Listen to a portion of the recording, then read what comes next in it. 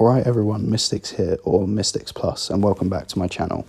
Today I'm going to be bringing you guys some reasons on why you should be terrified of the gaming community, or any online community for that matter. This video is just to simply tell you how people can be like online and behind a computer screen, and this video is to educate you, not to scare you. It's just simply to show you how people can behave on video games and online services. So let's jump right into it. Number one is a hacker. A hacker is basically someone who can find out your information and use it to their advantage.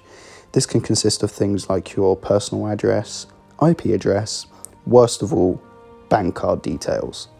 For example, a hacker will use this to their advantage by maybe spending thousands of pounds on your credit card, putting you in a whole load of debt, and there is nothing you can do about it. There is no sort of court case that you can win. You're basically just stuck in this loop of being in a load of debt with money that you don't have, and you have to end up paying all this money back. Now, a hacker can sometimes be quite psychotic and threaten to beat your children or something like that, but most hackers aren't like that. They're just used to scare people. Number two is a swatter. A swatter is someone who will basically find out your local postal code and will call your local police department and basically say that you have maybe like 100 hostages in your home, and they will literally send the SWAT team out to your address, which really pisses off the government, as it costs a lot of money for them to do, which really pisses off the government, which is just throwing that out there. And they'll basically just cause arrest even if you've done nothing wrong. Now this is pretty pathetic. This actually caused White Boy 7th Street and his girlfriend K-pop at the time to actually be arrested, which is pretty ridiculous. People mainly do this because they're jealous. Number three is a catfish. A catfish is someone who will pretend to be someone that they're not, and they'll do this maybe because they don't have any friends. If it's a guy, or if it's a girl, they might do this because they're not popular, they're bullied, or they're just straight up creepy. And what they'll do is they'll try to basically make a friend out of you, or even more. And basically when you find out that there's someone that they're not, you can usually tell by this because it could be a guy pretending to be a girl, and it will basically just be something that you'll be lied about, and it can potentially put you in quite a dangerous position. So just be careful with who you talk to. Number four is a pedophile. Now, a pedophile is someone who's 18 years or older, and he'll basically talk to anyone who's 16 years or younger. It can be male or female, and they'll basically just talk really sexually to these kids. They'll want to do really, really sexual things with them and just really kinky, messed up things. This can mainly consist of nude images or asking for indecent images of anyone who's under the age of 16. And it can just be really, really a messed up situation and can potentially cause further problems, such as blackmail.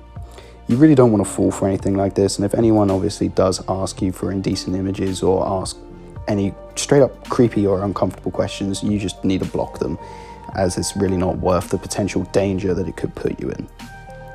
Number five is a psychopath. Now, a psychopath is basically someone who will ask for your address online. In this instance, will ask for your address, ask where you live, will find where you live somehow, potentially by tracking your IP address through a message that you've sent, and they'll basically just come to your address, beat you up or kill you.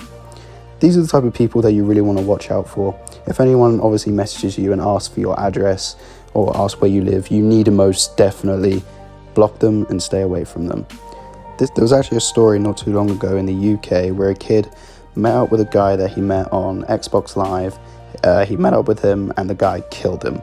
This is something that you really need to be careful of and really watch out for, as you don't want to be put into this sort of thing. It's a very dangerous position to be in, and these people are quite dangerous overall as a whole. If anyone has messaged you any messages of the sorts, potentially asking where you live or who sort of you are or how old you are, you need to either tell someone and block them right away. And finally, but not least, as there's so many topics I could cover, but I'm mainly getting through the important ones, is a human trafficker.